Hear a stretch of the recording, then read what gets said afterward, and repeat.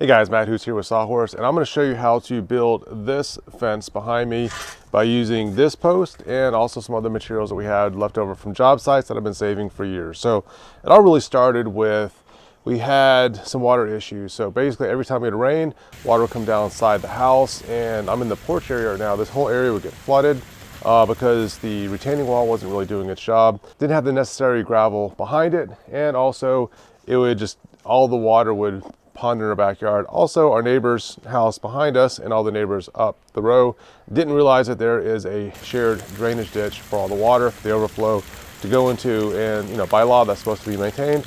I offered to maintain it for everyone because again, I'm trying to be a good neighbor, keep all the debris out of it and whatnot so water can flow. So now I've got a clean backyard. A year ago, every time it rained, water would come right through our backyard and it'll be a main issue. Part of the fence was to contain the dog and also just have a little bit of privacy back here, but I didn't want a privacy fence where you could not see through it because I do enjoy the view. So I was at a trade show and one of the guys mentions like, hey, you really need to consider these metal posts for a fence. And I see fences all the time in Georgia, a very wet climate. We have more water here, rainfall than Seattle. And as a result of that, the fence posts, those wooden fence posts will fail over time. And a lot of times I see them fail in less than 10 years, sometimes even as short as 5 years. And they also twist a lot because that southern yellow pine, when it's pressure treated, water gets into it, twists a little bit. So I found this post at Home Depot, and this is called Lifetime Fence Post. Wanted to recommend it to some of my clients because we're doing some fences on their projects. And again, I don't want to put something in that's not going to last a long time. So try this out. I'm actually really happy with it. That's why I'm making this video. And I think this one's been up 6 months, no problems, it's very straight. So I'm gonna get right to it on how we design this and how to install this properly. Before we could just get into building the fence, we needed to do some grading on the yard. Last summer, my son and I, we rented a Bobcat, did the grading. We built this wall, and we're gonna have a separate video on how we're gonna build this wall. We're actually building another wall between us and the neighbor, and it's just to, again, is to help with the water flow, but also the goal with this is any water that's coming down, we're not trying to direct it to another neighbor's house. We've got lots of gravel. We're trying to let it soak back into the ground because that's the more responsible thing to do instead of dumping it onto somebody else's property. And again, our neighbors can't help it. They're dumping it on our property, but as it's coming in, we're allowing it to go into a French drain and also just absorb back into the ground. So we had to dig holes for these posts. Before we dug the holes, what we did is we popped a line. We made sure that was straight. It was equidistant off of this wall. And with that, we ended up renting an auger from Home Depot, drilled all the holes, and it was a little trick that the Home Depot guys taught us. They said they gave us like a small auger, then a larger auger.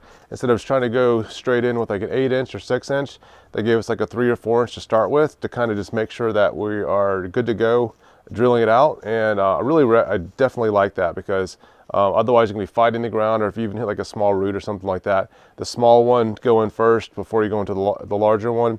Especially because we have Georgia red clay. Georgia red clay is very dense. It's like drilling through rock sometimes. So definitely appreciated that advice from the guys at Home Depot. So once you drill all the holes and they're in a straight line, go ahead and pop all these posts into it. And from there, what we did is like once we had everything in, we lined them up. It's like, oh, it looks like it's kind of straight.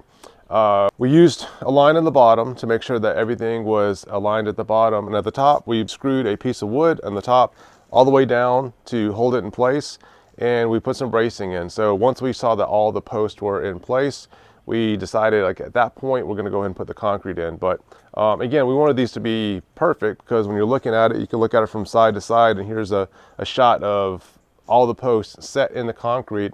Looks really good from side to side. You can see that everything's plumb and square.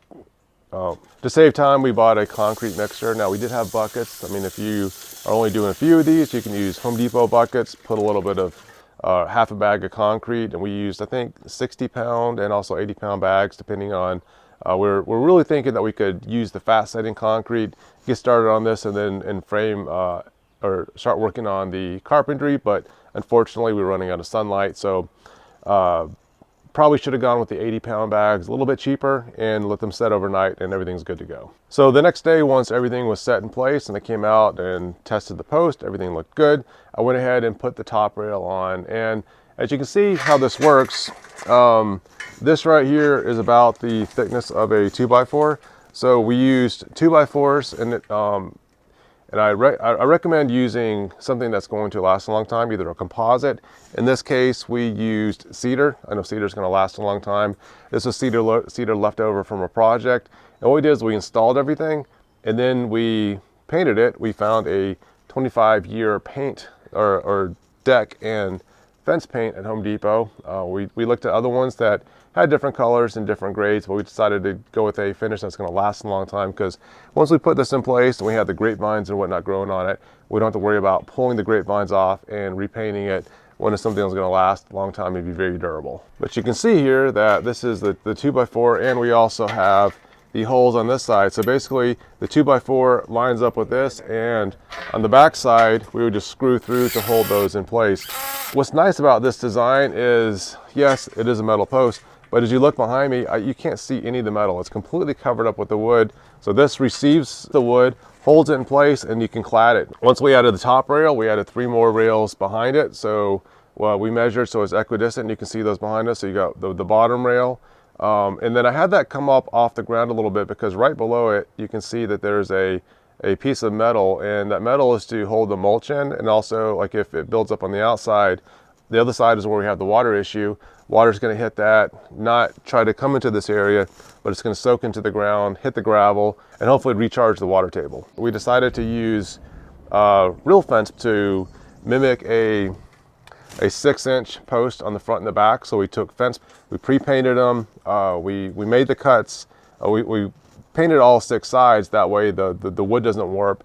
When we made the cut on top, we went ahead and primed that cut. That way water's not going to get into it and cause it to warp. So once we have all 4 rails in place, what we did is we added the rails that go on top of this post. You have plenty of wood coming off on both sides. So when you're screwing these in, you're going to go directly into the wood. You're actually going to ignore this. And what we did is we used deck mate. We used deck screws, fencing screws. I think these were 1 1/4 inch. You can probably go up to 1.5 inches. Just want to be careful that you're not going too far into the wood. But so holding the 2x to the fence post, we use the 1.25 inch, and we use 1 5/8 inch and sometimes 2 inches when we're screwing the vertical post into the horizontal ones, because you have a 3/4 inch and it's going into a 1.5 inch board, so you can probably go up to 2 inches on that. Once we put all of the vertical pieces in place, we cut them off with a Sawzall, and then we went down. We had one last piece, and this was like a leftover from another project. A 1x4, we ran a 1x4 all the way down the top. I thought about going with a 2x4 on that, but since we have the different elevations, and you can see right around here, it changes. It goes from flat and it changes direction at that point. I wanted this 1x4 to kind of roll over everything, so it looks like it's continuous going all the way down.